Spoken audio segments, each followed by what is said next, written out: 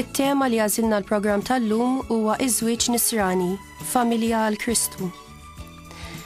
Kif tafu n-natura ta' dan is-suġġett hija waħda delikata ħafna peress li hija l-għaqda fiż-żwieġ u fil-familja, tinkludi diversi fatturi. Għalhekk bla ma niskludu perspettivi oħrajn, aħna f'dan il-programm ser naraw x'differenza jagħmel Ġesu kif ukoll it-talb fil-ħajja tal-familja.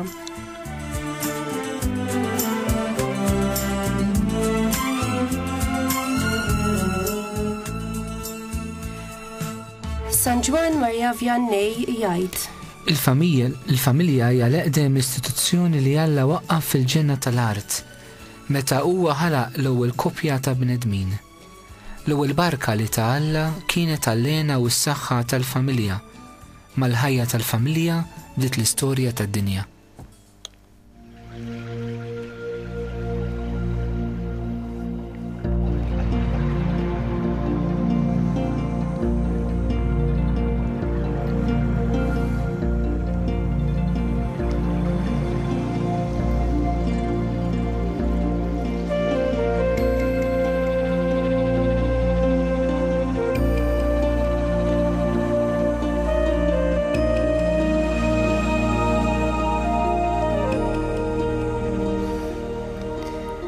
Alla huwa l-imħabba bla qis. Ħalaq il-bniedem ġbija tiegħu. Għalhekk il-bniedem jista' jgħix biss bl-imħabba u għall-imħabba. L-imħabba fiż-żwieġ hija realtà li tirrifletti kif Alla jħobb lill-bnedmin. Imħabba vera tista' titfassal biss fuq kif Alla jħobb persuna għalija nfisha qisha biss teżisti fid-dinja. Iħobba dejjem u f'kull ċirkostanza. Iħobba b'mod sħiħ u mhux bil-biċċiet u b'fedeltà sħiħa u dejjema. Iż-żwieġ huwa l-mod kif żewġ persuni ifittxu jħobbu lil xulxin b'dan il-mod hekk sabiħ. Intom irġiel, ħobbu n-nisa tagħkom kif Kristu ħabb il-Knisja u taħajtu għaliha. U dan għamlu biex iqaddisha u jnaddafa bil-ħassil tal-ilma u l-kelma biex iressaqha qudiemu din il-Knisja sabiħa bla teba, bla tikmix, bla għajb. U b'xejn minn dan imma qaddisa u bla tmaqdir minn ħadd. Hekk għandhom ukoll irġiel iħobbu n-nisa tagħhom bħalli kieku ġisimhom stess. Ħadd ma bagħat il-ġismu stess, iżda jmantnieh u jieħu ħsiebu bħalma jagħmel Kristu mal-Knisja, għax aħna l-kol membri tal-ġisem tiegħu. Għalhekk, komplejdina San Pawl f'din l-ittra l-Efesin, ir-raġel ħalli l-missieru l-ommu u jingħaqad ma' martu u jsiru tnejn ġisem wieħed. Dan il-misteru qiegħed ngħid tal-Kristu għall-Knisja huwa kbir. F'kelma waħda intom ukoll kull wieħed minnkom għandu jħobb il-martu bħalu nnifsu u l-mara għandha ġġib rispett il-żewġa. San Pietru wkoll komplejdilna: jekk ikunu minn dawk li għandhom ma semawx mill-kelma tal-Evanġelju, jintrebħu mhux bil-kliem imma bl-imġiba tan-nisa tagħhom x'in jarawhom iġibu ruħhom kif jixraq magħhom u bir-rispett. Ħin il-bniedem li jibża mill-mulej, li jitaxxaq ħafna bil-kmandamenti tiegħu. Kbar fuq l-art ikunu wliedu, nisa li tajbin ikun imbierek. Ġid u għana ikunu f'daru, għal dejjem tibqa' l-ġustizzja tiegħu.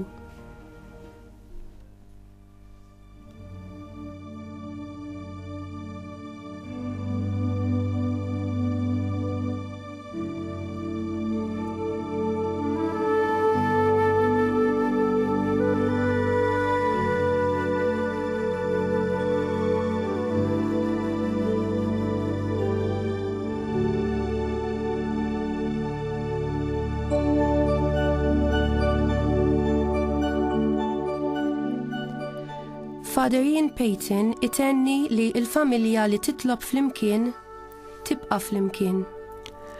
Jekk il-mulej ma jibnix id-dar, għal xejn jitħabtu l-bennejja. jekk il-mulej ma jħares il-belt għal xejn jisar l-assis.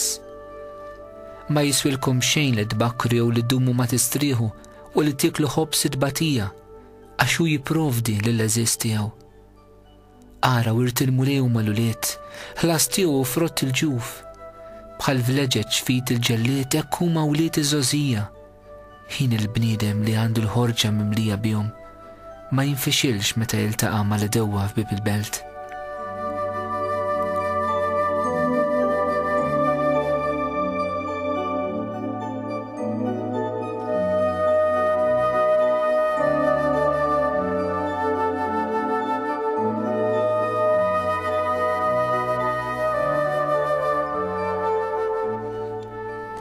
Il-Papa Giovanni Paolo II fis-26 ta' Mejju 1990 fil-qudiesa li ċċelebra f'Tapinu Għawdex kien qal li fil-pjan ta' Alla il-familja hija fejn it-tfal jitalmu xi tfisser li jkunu individwi responsabbli u membri ta' komunità akbar, fejn jiltaqgħu għall-ewwel darba mal-virtujiet ta' mħabba mhix egoista u s-sagrifiċċju personali, u fejn jibdew jifhmu għall-ewwel darba il-misteru tal-imħabba ta' Alla kif tesprimija l-imħabba tal-ġenituri tagħhom.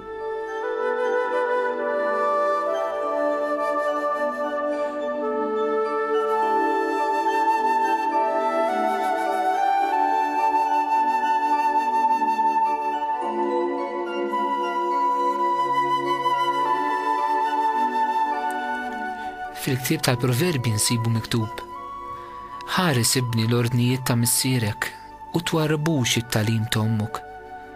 Żommhom dejjem marbutin ma' qalbek, dendilhom madwar onqok u ma jmexxuk fil-mixi tiegħek, iħarsuk meta tkun rieqed, ikellmuk meta tqum, għax l-ordni mużbieħ u l-liġi dawl u t-twiddib tat-talim u triq tal-ħajja. U l-ġust li jimxi bir-reqqa, ħenjin u liedu li jimxu warajh.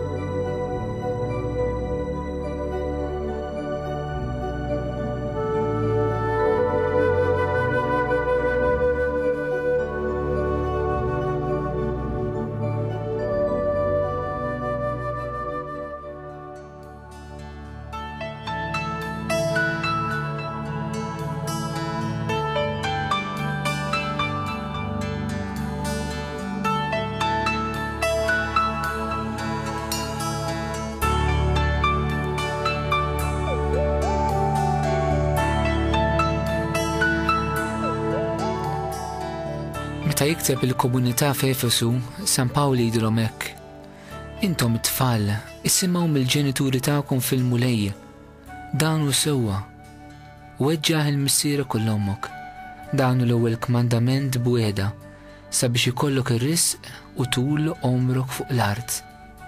U intom is-sirijiet iġġarbuhom xi żejjed il-uliedkom, iżda rabbuhom fid-dixxiplina u twiddib tal-mulej. Dwar il-familja, San Pawl fl-ittra l-Kolossin kompli jgħidilna: issimgħu mill-ġenituri tagħkom f'kollox, għax danu li joġob lill-mulej. Intom is-sirijiet la dejqux il-uliedkom għax inkella jistgħu jaqtaw qalbhom. U ktib tal-Proverbi kompli jħeġġeġ: ħarreġ tifel jimxi fit-triq it-tajba ma joħroġ minnha lanqas meta jixxieħ.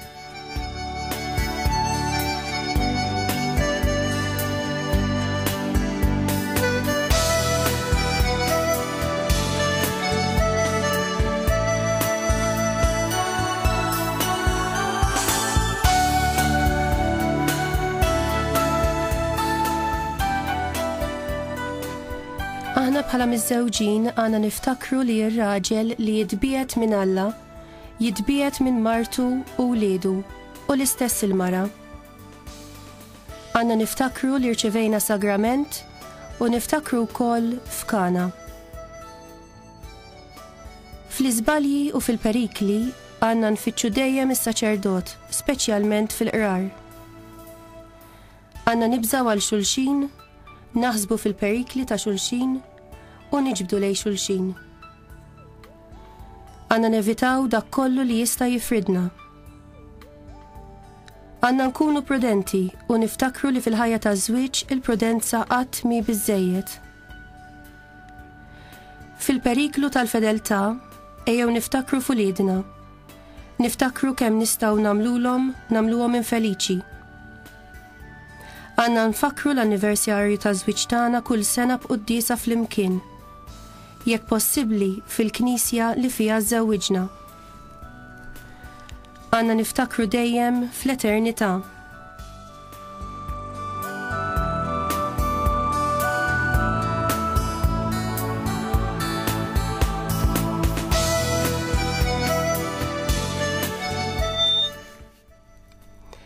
Imbirka l-familja li titlob flimkien. Għax tibqa' maquda flimkien. Imbirka l-familja li tħares jum il-mulej. Għax tingħaqad fil-glorja tas-sema.